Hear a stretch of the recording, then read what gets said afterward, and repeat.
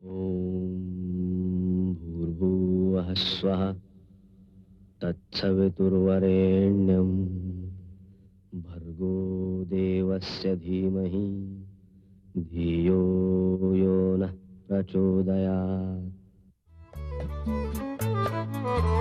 सुख आणिक दुःख यांना सांधते आहे. जीवनाशी ती कधीची भांडते आहे.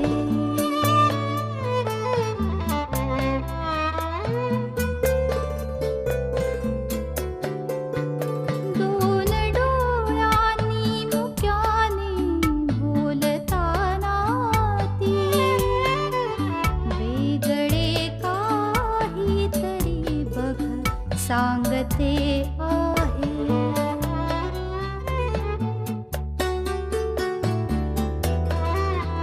जीवनाचे एक गाणे गात जाताना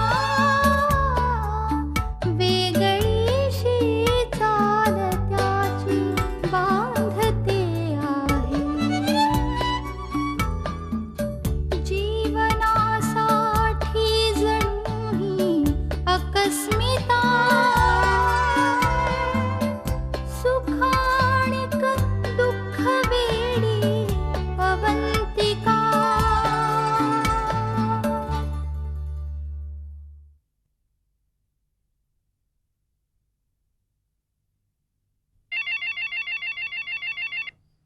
हॅलो. हां सुलभा बोल. कुणाचा? हां हां कामत सरांचा. अरे बापरे मला वाटलं होतंच. कधी? हो ते करावं तर लागणारच. अगं नाही पण इथे आता नाही ठीक आहे मी बोलतो अवंती कशी. बाकी कशी आहेस तू? ठीक आहे ठेवतो. काय झालं? अगं नाही कॉलेजमधून दोनदा फोन येऊन गेला कामत सरांचा. ती आम्हाला एक गव्हर्नमेंटची कंपल्सरी ड्युटी करावी लागते त्याबद्दल. जावं तर लागणार आता मला. आणि काय ती गव्हर्नमेंट ड्युटी असल्यामुळे काय एक्सक्यूज चालत नाही ना तिथे. नाही तसं रिक्वेस्ट करून कॅन्सल करता येते पण आता. जा तुम्ही बाबा. अगं पण तू आता इथे. अनिश. हा बोल रे. कधी? उद्या? अनिश येतोय उद्या. किती 2 दिवसासाठी? Very good. नाही अरे काही प्रॉब्लेम काही नाही पण बाबांना जायला लागत होतं पुण्याला. ते एकदम टेन्शनमध्ये होते. तू येतोस हे कळल्यावर निर्धास्त होतील. Okay bye. अनिश येतोय. चल. तुझ्या आईच्या भाषेत सांगायचं झालं तर तो आहे ना वर बसलेला त्याला काळजी. ललिता सांगत होती मिस्टर दीक्षित परत पुण्याला चाललेत म्हणून. निदान तिने तसं ऐकलंय. हो तर आणखी किती दिवस राहणार? जावं तर लागेलच. आता बघूया काय करते. बाईसाहेब काय झालं? हा अनिश कोण? अनिश? अवय बाईसाहेबांचा मैत्र आहे म्हण. आणि अनिश अनिश का? हा अवय तो येणार आहे इथं. अनिश काय येणार आहे? की ब्या म्या माझ्या डोळ्याने ऐकलं आणि कानाने बरं पाहिलं की. बरं जा तू तुझ्या कामाला. अवय जा. अनिश कशाला येतो इथे? अवंतिकाला काय वाटतंय? आपलं घर म्हणजे काय धर्मशाळा आहे कुणी यायला आणि जायला? तिच्या कॉलेजचा मित्र आहे तो. पण तो आत्ता काय येतो याचा अंदाज येत नाही मला. हे कळायलाच हवं मला. हा अमोल. अरे बरं झालं तू फोन केलास. एक छोटी डिटेल सांगायची होती तुला. मिस्टर दीक्षित अवंतिकाचे बाबा परत चाललेत पुण्यात. Very good. आणि तिचा पुण्याचा एक मित्र अनिश येतोय. अनिश? अच्छा. हे बघ सौरभ तू टेन्शन नको घेऊस आणि संध्याकाळी येऊन जरा मला भेट. थोडं महत्वाचं बोलायचं तुझ्याशी. ओके.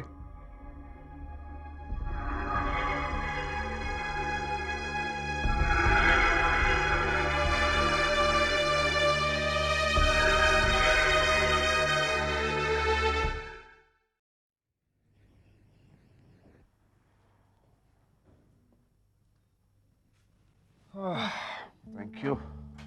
काय हो, गाडी लेट झाली का? पावसाचा प्रवास नकोसा वाटतो का अगदी. त्यात हे कॉलेजचं काम निघालं. मला वाटलंच होतं कॉलेजचं काहीतरी निघणार.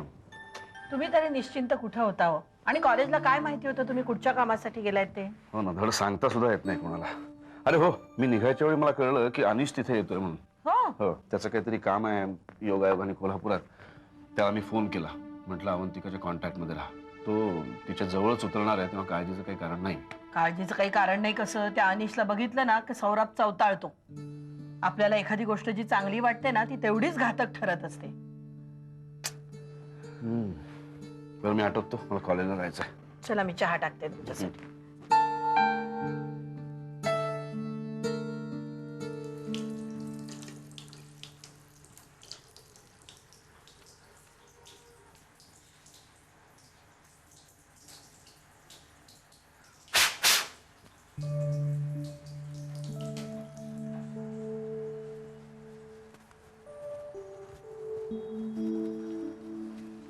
काय झालं?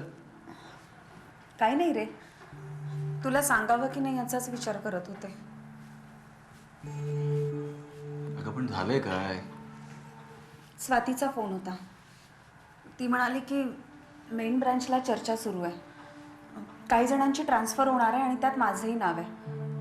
आणि प्रमोशनवर होणार आहे ट्रान्सफर. घ्या, प्रमोशनवर होणार आहे ना ट्रान्सफर?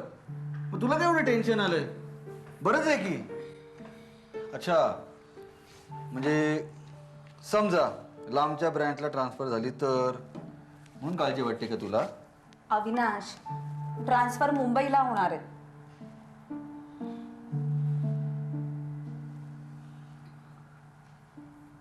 मुंबईला होणार आहे ट्रान्सफर? बघ ना, खरं तर प्रमोशन ही किती आनंदाची गोष्ट आहे ना. ऑफिसमधले बरेच जण माझा हेवा करतात, एवढ्या लहान वयात बराबर प्रमोशन मिळालं म्हणून. नाही, आहे ही कौतुकाचीच गोष्ट, पण मुंबई? अवी, माझा पगार सुद्धा खूप वाढणार. बरं, किती वर्षांसाठी होणार आहे ट्रान्सफर? मे बी 1.5 वर्षासाठी. नाही का सानिका, तुला नाही जमणार आहे. खरं सांगतो, म्हणजे 1.5 वर्ष तुला नाही मॅनेज करता येणार एकटीला. आणि काय माहितीये का, प्रमोशनसाठी किंवा पैशांसाठी किती तू जीवाची तगमग करून घेशील का? अरे पण इतकी चांगली आलेली संधी सोडून द्यायची? बरं, मग काय करायचं ठरवलंयस? 1.5 वर्ष रोज अशी अपडाऊन करणार आहेस का? तनयाचं काय करायचं ठरवलंयस? जाऊ दे रे, आपण ऑर्डर आल्यानंतर बघूया. उगीच आधीपासून कशाला चर्चा करतो आपण. जा, तू लवकर तयार हो जा.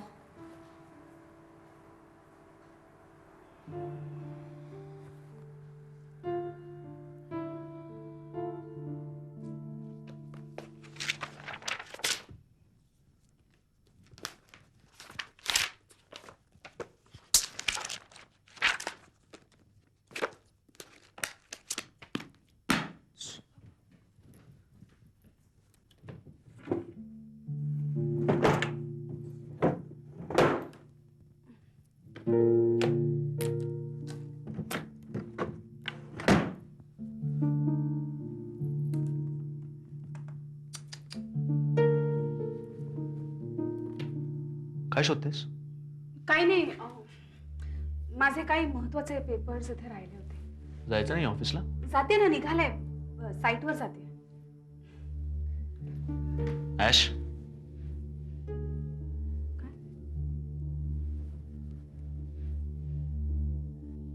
जाताना अवीला भेटून जा. ती आल्यापासून तू भेटलीच नाही ना तिला. खरं म्हणजे माझ्यापेक्षाही तू तिला जाऊन भेटणं जास्त महत्वाचं आहे. ट्राय अँड अंडरस्टँड ॲश, ती खूप एकटी आहे. काकाही नाहीये तिथे. अशा वेळी तू तिला मॉरल सपोर्ट देणं खूप गरजेचं आहे. हे भाभी, मला या क्षणी आपल्या घरात फक्त शांतता हवी आहे. आणि मला ती तेव्हाच मिळेल जेव्हा अवी हे घर सोडून निघून जाईल. अभि, अरे सौरभ दाचे, मम्मांचे आणि सर्वात महत्वाचं म्हणजे तुझे हाल मला नाही बघवत. मला माझा आधीचा अभि हवाय आणि मला तो तेव्हाच मिळेल जेव्हा अभि हे घर सोडून निघून जाईल. काही दिवसानंतर आपण हे सगळं विसरून जाऊ. Time is the best medicine. Actually एकदा डिवोर्स मिळाला की अभिला सुद्धा खूप बरं वाटेल. म्हणजे तिला एवढा मनस्ताप होणार नाही.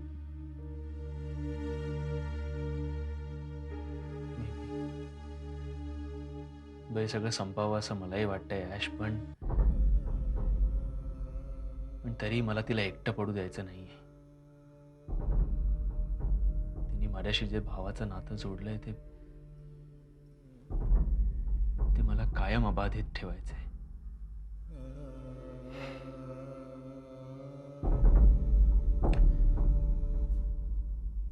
निघू मी? या.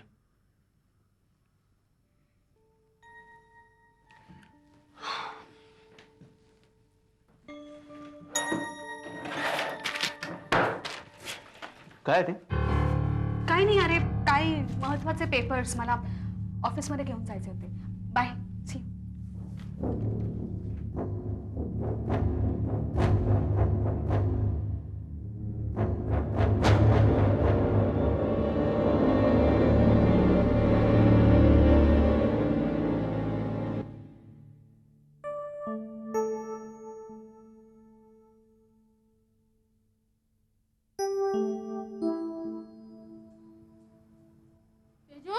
दूध गेले चल बाबा. नको, मला नकोय.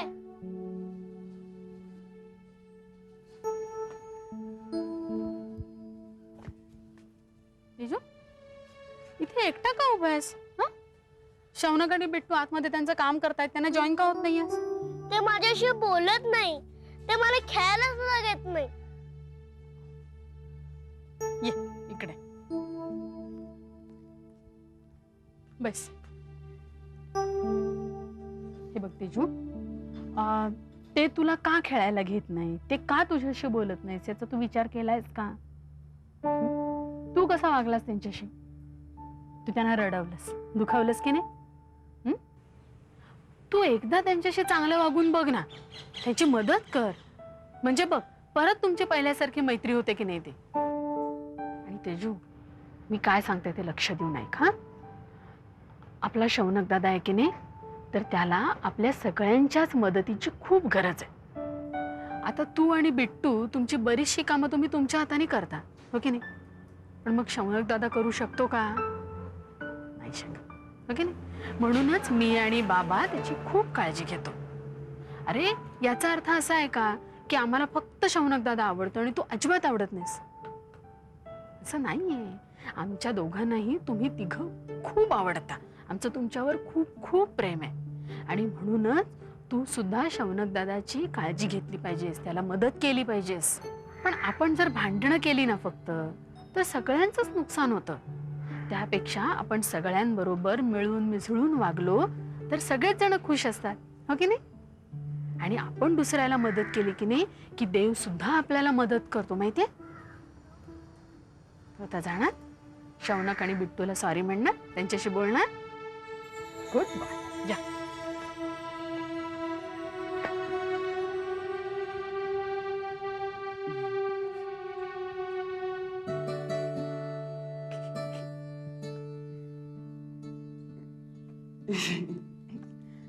चित्र मी काढलं.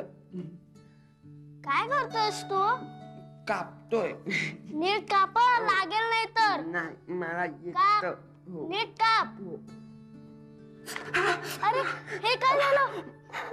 अरे सुरसुरतंय ना? थांब, मी आलो. एक मिनिट थांब.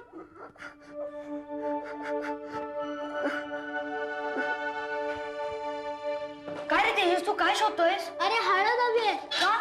अरे शौनकचं बोट कापलं. काय? ठीक आहे हळद. थांब मी पट्टी घेतो. मी तुझ्या हाताला हळद लावतो.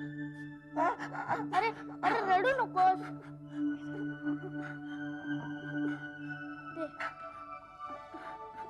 दुखतंय का खूप? नाही. तुला दुखतंय का रे? नाही. आता नाही दुखणार हा. आणि पट्टी बांधली की नाही?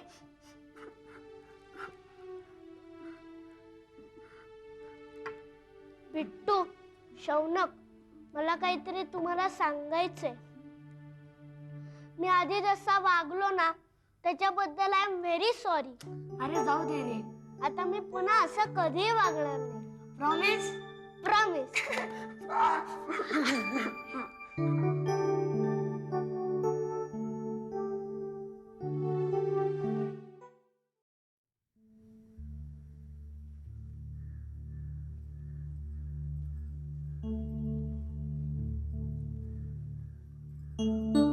काय झालंय? अरे काका, मयू अजून आली नाहीये. तिला मी म्हंटल मी तुला घ्यायला येते तर म्हणाली नको येऊ नको येऊ, मी येईन. बसवाल्यांनी बस थांबवलीच नाही तर इथे मी जाऊन घेऊन येते तिला. तू थांब, मी बघतो. मैथिली मावशी, कुठे होतीस ग तू? अगं आमची रस्त्यात बस खराब झाली. मग आम्ही खूप दंगा केला. वा छान, तुम्ही दंगा केला आणि इथे मी काळजी करत बसले. ती बॉटल दे. तू आता पटकन हातपाय धुव, मी तुझ्यासाठी खायला घेऊन येते. हो हो. मग पुरी कशी काय झाली शाळा? व्यवस्थित ना? मस्त, एकदम मस्त. होय. हो पाटी पेन्सिल दिली होती ना? काका, आम्ही पाटी पेन्सिल नाही वापरत, आम्ही वही आणि पेन वापरतो. होय का? आता मला तरी काय माहित हल्ली काय का वापरित्यात. मी आज 4थी पर्यंत शाळा शिकलो, पण आमच्या वेळात वहीन पेन्सिल नव्हती बाबा, पाटी पेन्सिलच असायची. का हसायला काय झालं? काका, तुम्हाला एक सांगू? आमचे जे बसचे ड्रायव्हर आहेत ना, त्यांची मिशी पण एकदम तुमच्यासारखी आहे, एकदम मोठी. मयू, अगं इथे काय बसलीये? चल पटकन हातपाय धुव, मी तुझ्यासाठी खायला पण आणलंय बघ. जाते, लवकर जाते. लवकर. काका तू पण येणारस ना? तर मयुरीला कंपनी द्यायला नको वय. आणि बरं का मैथिली, मयुरीसाठी का नाही मी एक गंमत पण आणली. काय? बघ, चॉकलेट. काका तू ना फार बदललायस आजकाल. कसं अजिकच आहे. लहान पोरं म्हणले का नाही एक जादू असते. ते असले तर सैतानाचा काळीच बी इरगळल आणि दगड बी हसल बघा. खरी गोष्ट आहे, अगदी खरी गोष्ट आहे. मैथिली मावशी, खूप भूक लागली, पटकन खायला दे. अगं राणी बस इथे. काय आहे? आधी नीट तोंड पूस. कुठे तुझा टॉवेल? काय काय झालं? अगं माझी ती मैत्रीण आहे ना अमू, तिची आई सुद्धा तिचा असंच पदराने तोंड पुसते. मला खूप हेवा वाटतो तिचा. आणि तिचा काका आहे ना, तो तिला रोज संध्याकाळी कारमधनं फिरायला घेऊन जातो, चॉकलेट देतो. आता गाडी तर काय आमच्याकडे अजून आलेली नाही, पण चॉकलेट मात्र आहे. थँक्यू काका आजोबा, तुम्ही किती गोड आहात. मी गोड? अगं ऐकलं का? आता पुरे झालं तुमच्या गप्पा. चला पटकन दोघं जण खाऊन घ्या. स्ट्राईक? पण या सध्याच्या परिस्थितीत तरी आपल्याला स्ट्राईक होऊन देऊन चालायचं नाही अभिषेक. हो ममा, पण आपणही जर का त्यांच्या मागण्यांचा लवकरात लवकर विचार केला नाही ना तर ते खरोखरच स्ट्राईक करतील. फॅक्टरीमध्ये फार उलट चित्र आहे ममा. आणि ममा, तुम्हीही त्यांच्या मागण्या डोळ्याखालून घातल्या. मला वाटतं त्यात मान्य न करण्यासारखं काहीही नाहीये. आम्हाला राहून राहून याचंच आश्चर्य वाटतंय अभिषेक, की या लोकांना चिथावलं कोणी? बाहेरचा माणूस तर नाही. आपल्या वाईटावर असणारी काही कमी लोक नाही आहेत अभिषेक. ही व्यक्ती कोण आहे याचा शोध आपल्याला लावायलाच पाहिजे. या वाळवीला आत्ताच थांबवायला पाहिजे ना, तर ती अख्खा बिझनेस पोखरून काढेल. I know mama, I know.